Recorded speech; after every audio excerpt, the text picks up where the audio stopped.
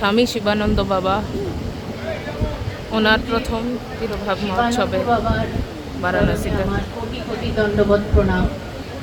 সকল ভক্তবৃন্দের চরণে আমার কোটি কোটি দণ্ডবত প্রণাম।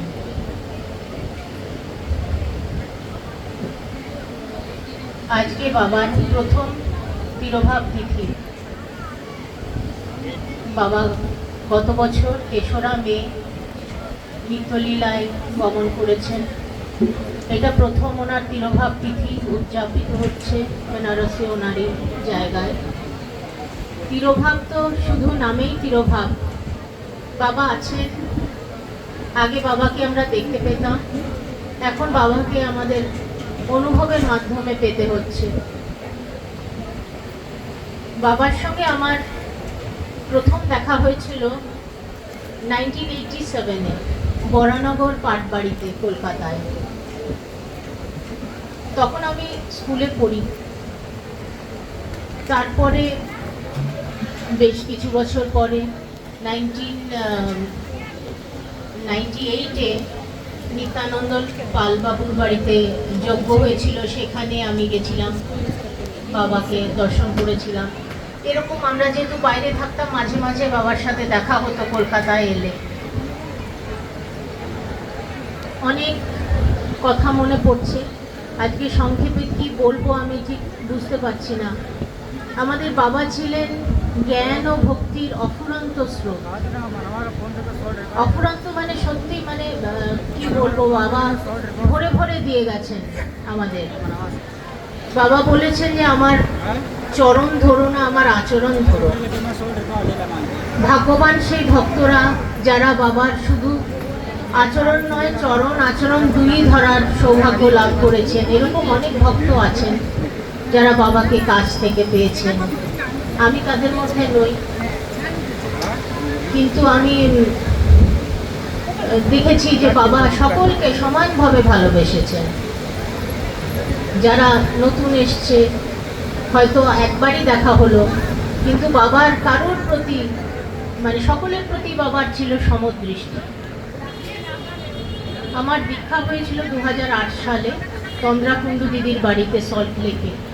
আমি চেয়েছিলাম যে আমাদের আগে একটা দীক্ষা হয়েছিল, যে আরেকবার বাবার থেকে আমি কি কিছু পাবো না, আমরা কিছু পাবো না, যেহেতু আরেকবার মন্ত্র হয়েছে। তো বাবার কাছেই আকুল প্রার্থনায় বাবা সাড়া দিয়েছিলেন, বলেছিলেন যে হ্যাঁ, নেওয়া যায়। গুরু একটি শক্তি, একজনের মাধ্যমে তুমি কিছু দূর এগিয়ে এসছো, আবার তোমার প্রয়োজন হলে আবার তুমি গুরু পাবে, সে তোমাকে এগিয়ে নিয়ে যাবে। এটাই গুরু। কোনো মানুষ না, কোনো মানুষ গুরু হতে পারে না, ভগবানই গুরু। ঈশ্বরই এসেছেন গুরুর মাধ্যম দিয়ে। এই বলে তারপরে বাবা 2008 সালে আমাদের দীক্ষা দিলেন। আমার মনে 3টে প্রশ্ন ছিল, বেশ চিন্তাজনক। আমার 3টে প্রশ্ন ছিল। আমি কিভাবে বাবাকে বলবো আমি জানতাম না, কিন্তু এসেছি। বাবা এক কথায় অন্য এটা ওটা কথা বলতে বলতে বাবা ঠিক তার উত্তর আমাদের দিয়ে দিয়েছিলেন। ঠিক 3টে প্রশ্ন, মানে আর কেউ বুঝলো না, আমি বুঝলাম, আমি উত্তর পেয়ে গেলাম এবং দীক্ষিত হলাম 2008 সালে। তারপরে বিভিন্ন সময় পুরীর ধনদানে, নবদ্বীপের ধনদানে এবং বিভিন্ন জায়গায় বাবার দর্শন পেয়েছি।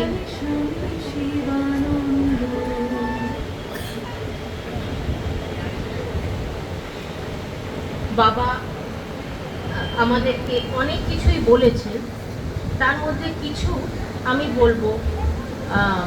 বাবার শিক্ষা অনেক কিছুই আমরা বাবার বইয়ের মাধ্যমে আমরা পেয়েছি।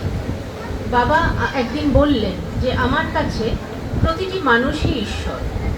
এটাই আমার শুরুর থেকে, এটাই আমার কনসেপশন। তুমিও ঈশ্বর, আমিও ঈশ্বর, কেউ আলাদা নয়। তখন আমি ভাবলাম যে ঈশ্বর সকলেই অনুভাবে ঈশ্বর, কিন্তু বাবা তো অনেক বৃহৎ, বাবা তো অনেক বড়। তখন আমি অচিন্ত ভেদাভেদ, সেটা বাবার থেকেই শেখা। আমি বললাম যে বাবা, আপনি বেশি না আমাদের থেকে? তখন বাবা একটু অখুশি হয়েই যেন মনে হলো বললেন যে হ্যাঁ, আমি বেশি।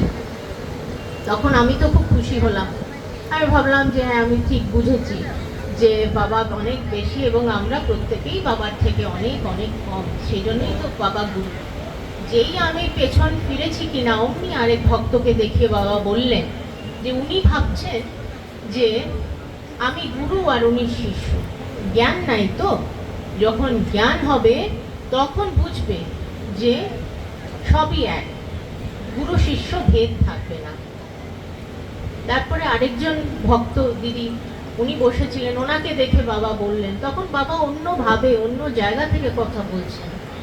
বাবা বললেন যে উনি ভাবছেন উনি মেয়ে লোক, উনি ভাবছেন উনি মেয়ে লোক, জ্ঞান নাই তো, যখন জ্ঞান হবে তখন আর ভেদ থাকবে না, তখন দেখবে যে সব ঈশ্বর, ঈশ্বরের কোনো আত্মার কোনো জেন্ডার নেই, এটা বাবা বললেন।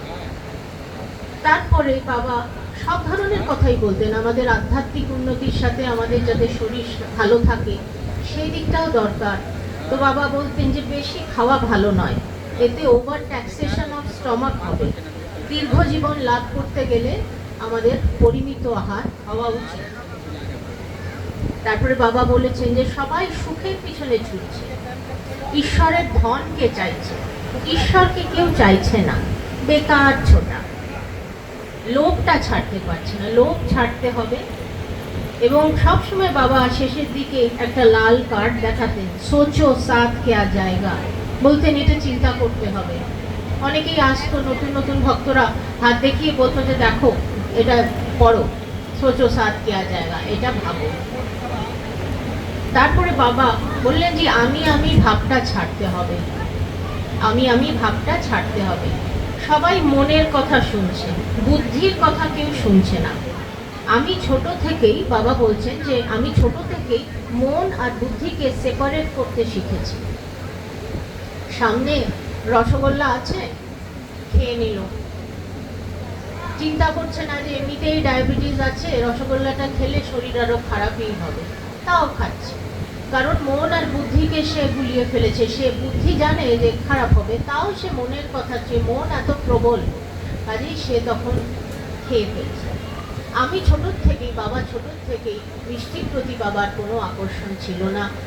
উনি ভীষণভাবে ওনার well regulated, well disciplined life ছিল। বাবা বলতেন যে আমার এই দীর্ঘ জীবনের কারণ 1 নম্বর হচ্ছে গুরু কৃপাহি কেবলম, আমি গুরু কৃপাকে ধরেছি এবং আমার কোনো ডিজায়ার নেই, আমার ডিজায়ারলেস লাইফ, এইটা হতে হবে। ডিজায়ারলেস না হলে আমাদের আধ্যাত্মিক উন্নতি হওয়া মুশকিল।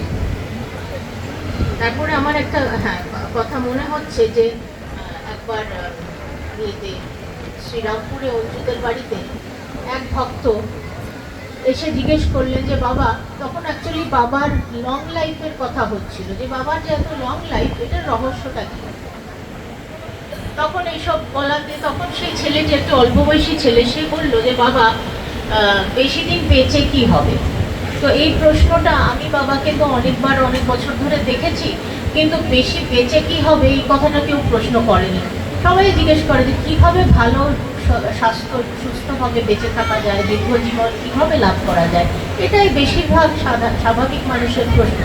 তো ওই ছেলেটি জিজ্ঞেস করলো বেশি বেঁচে কি হবে বাবা। তখন বাবাও একটু চুপ করে গেলেন। বাবা বললেন, কিছুক্ষণ বাদে বললেন, বেঁচে কি হবে জানো, বেশি বেঁচে মানুষ ডিজায়ারলেস হবে। কারণ একটা বয়স যখন মানুষের পেরিয়ে যায়, তখন তার আর জীবনের চাওয়া পাওয়ার বিশেষ কিছু বাকি থাকে না, তার নিজেরও সব কিছু মিটে গেছে, তার মা বাবারা তখন আর এই ধরাধামে থাকেন না, তাদের ছেলেমেয়েরা বড় হয়ে গেছে, যে যার কাজে ব্যস্ত হয়ে গেছে, তাদের আর মা বাবার কি প্রয়োজনীয়তা, বা মা বাবারও তাদেরকে প্রয়োজনীয়তা আগের মতো থাকে না, ছোটবেলায় যেরকম থাকে। কাজেই মানুষের তখন কর্তব্যবোধে যেটুকু, কিন্তু খুব একটা ডিজায়ার আর কিছু চাহিদা থাকে না। কাজেই তখন মানুষ তার পুরোটা মন প্রাণ ঈশ্বরকে দিতে পারে। কাজেই তখনই মানুষের আধ্যাত্মিক উন্নতি এবং ঈশ্বর লাভ মুক্তি যেটা সম্ভব। এটা বাবা একটা অত্যন্ত খুবই গভীর কথা একটা সাধারণ প্রশ্নের মাধ্যমে উত্তর দিয়ে আমাদেরকে বলেছিলেন। তারপরে বাবা বলতেন সবসময় যে পরনিন্দা, পরচর্চা, পরছিদ্র অন্বেষণ করলে ভগবান লাভ হবে না। পরনিন্দা পরচর্চা মানে আমরা জীবকে আমাদের কন্ট্রোল করতে হবে। জীবের দুটো কাজ, একটা খাওয়া দাওয়া, এই লোভটা ছাড়তে হবে, খাওয়ার লোভ অতিরিক্ত, এবং কন্ট্রোল অফ টাঙে আমরা কথাটাও আমরা বুঝে বলবো। বাবা এটা বলতেন, দুটো কথা বাবা সবসময় বলতেন যে টক ব্রিফলি অ্যান্ড অ্যাভয়েড আনপ্রফিটেবল টক। সংক্ষেপে কথা বলা শেখা উচিত। বেশি কথা, একই কথা বারবার করে বলা, এতে নিজেরও সময় এবং শক্তির ক্ষয় হয় এবং অন্যদেরও সময় নষ্ট হয়। এবং আনপ্রফিটেবল টক, যে কথাতে আমার নিজের কোনো লাভ নেই, যাকে বলছি তারও কোনো লাভ নেই, সেগুলো আমাদের অ্যাভয়েড করা উচিত। তারপরে বাবা বলতেন, কাহাকেও দুঃখ দিও না, কাহারও ব্যবহারে দুঃখিত হয়েও না। I shall not find fault with others and I shall not interfere with other people's thought processes। এই চারটে কথা বাবা বলতেন, এবং বলতেন যে আমি রোজ 5 বার করে জপ করি এই চারটে মন্ত্র। তো এটা মন্ত্রই বলবো, কারণ বাবার মতন এরকম একজন উচ্চকোটির মহাপুরুষ, ভগবানই বলা যায় ওনাকে, উনি ভগবান আমাদের জন্য। তো উনি যদি 5 বার করে উনি এই দীর্ঘ জীবন ধরে এই মন্ত্র জপ করেছেন, তো এটা অবশ্যই সিদ্ধ মন্ত্র। এবং আমার বিশ্বাস এটা যদি আমরা করি তাহলে আমরাও এইগুলো থেকে বেরিয়ে আসতে পারবো। তারপরে বাবা বলতেন যে গুরুকে যদি কেউ প্রাণ ভরে ভালোবাসতে পারে, তাহলে আর তার কোনো সাধন ভজনের কোনো দরকারই নেই। কিন্তু গুরুকে ভালোবাসা সহজ নয়, কারণ গুরুকেও আমরা মানুষ বলে ভাবি, গুরুতে মনুষ্য বুদ্ধি, এইটা আমাদেরকে আটকাচ্ছে। গুরু থেকে প্রাণ ঢেলে ভালোবাসা, নিজে ছেলে মেয়েকে মানুষ যেভাবে ভালোবাসে তার মতো কি তার চেয়েও বেশি যদি কেউ ভালোবাসতে পারে, তাহলে তাদের আর কোনো সাধন ভজনের প্রয়োজন নেই। সৎ চিন্তা, সৎ ভাবনা, সৎ কর্ম, এইগুলো বাবা বলেছেন, এগুলো করলে মানুষের অনেক লাভ হবে। তো আমার একটা প্রশ্ন ছিল যে বাবা, সৎ চিন্তা, সৎ ভাবনা, এই দুটো তো কাছাকাছি, দুটোর মধ্যে তফাৎ কি? তখন বাবা খুব খুশি হলেন, বললেন যে সৎ চিন্তা মানে একটা সংকল্প, একটা ভালো সংকল্প নিলাম, সৎ সংকল্প। যেমন ধরো পুরীর দানটা, সেটা হচ্ছে সৎ চিন্তা। সৎ ভাবনা কি? এত বড় একটা দান যোগ্য হবে, তার জন্য অনেক কিছুর প্রয়োজন, অনেক ধরনের জিনিসের প্রয়োজন, সেইগুলোকে আমরা জোগাড় করবো। কে কোন কাজটা করবে, কিভাবে কাজটা হবে, এটা এক্সিকিউট করাটা হচ্ছে গিয়ে তার প্ল্যানিংটা হচ্ছে সৎ ভাবনা। সৎ কর্ম হচ্ছে পুরো কাজটা, হচ্ছে সৎ কর্ম। এটাই হচ্ছে সাত্বিক কর্ম। এই সাত্বিক কর্ম করলে আমরা কর্মও করছি, কিন্তু এটা কর্মযোগে পরিণত হচ্ছে, কারণ এতে আমাদের কোনো সেলফিশ ডিজায়ার থাকে না। আমরা এরকম কাজে, এই ধরনের মহৎ কাজে যারা অংশগ্রহণ করছেন, তাদের এটা সাত্বিক কর্ম। এটাই হচ্ছে গিয়ে আমাদের স্পিরিচুয়াল আপলিফমেন্ট হবে, যেটা বাবা বলেছেন। কিভাবে করতে হবে? ডু উইথ ডিট্যাচমেন্ট, অনাসক্ত হয়ে করতে হবে। বাবার এই কর্মময় দীর্ঘ জীবন দিয়ে আমাদের দেখিয়ে গেছেন যে কিভাবে কাজ করতে হবে। বাবা সারা জীবন, এত দীর্ঘ জীবন ধরে এত কাজ করেছেন, কিন্তু কোনো কাজের প্রতি বাবার কোনো অ্যাটাচমেন্ট, কাজের বা কাজের ফলের প্রতি অ্যাটাচমেন্ট বাবার ছিল না। বাবা সব সময় বলেছেন যে এই যে কাজগুলো হচ্ছে, এগুলো ভগবান ঈশ্বর আমাকে দিয়ে করাচ্ছে। নিজে লেপ্রোসির পেশেন্ট, লেপ্রোসি অ্যাফেক্টেড পিপলদের জন্য যে আমি কাজ করছি, দান করছি, এগুলো ভগবান আমাকে এই কাজের জন্য অ্যাপয়েন্ট করেছে। I am appointed by God, যে এই কাজটা যাতে আমাকে দিয়েই করাবেন। কারণ অনেক মহাপুরুষ এসেছেন, তারা নির্দিষ্ট আলাদা আলাদা কাজের জন্য এসেছেন, কিন্তু ঈশ্বর গোবিন্দ আমাকে দিয়ে এই কাজটা করাবেন বলে ভগবান আমাকে এই কাজটা দিয়েছেন। এই ধরনের বাবা বলেছেন, এবং বলেছেন তোমাদের বাড়ির কাজ, তোমাদের চাকরি, সব কিছুই ঈশ্বরের কাজ ভেবে করতে হবে। এই হচ্ছে কি আমাদের শিক্ষা বাবার থেকে। আমি আজকে এখানেই শেষ করছি। জয় গুরু, জয় বাবা শিবানন্দ, প্রণাম। অসংখ্য ধন্যবাদ দিদিকে। তার পরবর্তী